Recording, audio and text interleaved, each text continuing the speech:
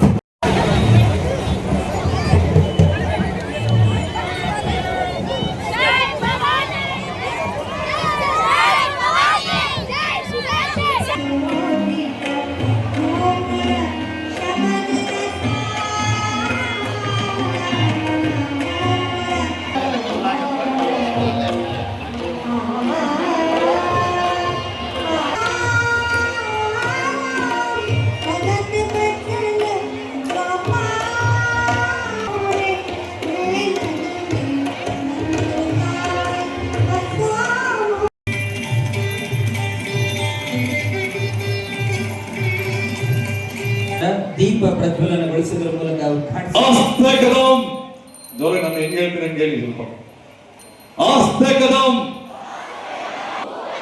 ಗಣಪತಿ, ಗಜಪತಿ, ಅಶ್ವಪತಿ, ಗಜಪತಿ, ಜಾಗೃತ,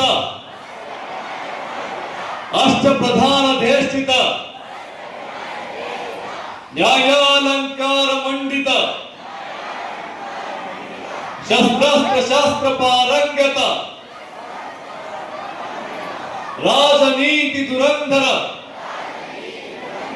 ಪ್ರೌಢ ಪ್ರತಾಪ ಪುರಂದರ, ಕ್ಷತ್ರಿಯ ಕುಲಾವತಂಸ, ಸಿಂಹಾಸನಾಧೀಶ್ವರ,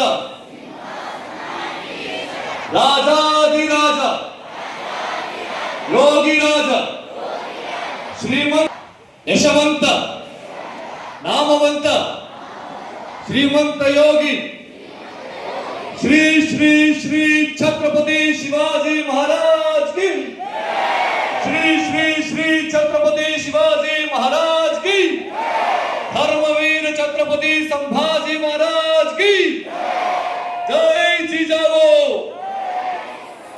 ಜೈ ಶಂಭರಾಜೆ.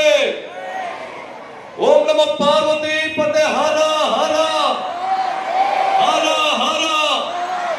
ಜೈ ಭವಾನಿ, ಜೈ ಶಿವಾಜಿ. ಕೆಲಸಲಾಗ್ತದೆ. ಹಾಗೆಯೇ ಇಂದು ಛತ್ರಪತಿ ಶಿವಾಜಿ ಮಹಾರಾಜರ 399ನೇ ಜಯಂತಿ ಆಚರಣೆಯನ್ನ ಬಳ್ಳಾರಿಯ ಜಿಲ್ಲಾಡಳಿತ, ಜಿಲ್ಲಾ ಪಂಚಾಯತ್ ಹಾಗೆಯೇ ಮಹಾನಗರ ಪಾಲಿಕೆ ಮತ್ತು ಕನ್ನಡ ಮತ್ತು ಸಂಸ್ಕೃತಿ ಇಲಾಖೆ ಬಳ್ಳಾರಿಯ ಸಹಯೋಗದೊಂದಿಗೆ ಆಚರಿಸಲಾಯಿತು.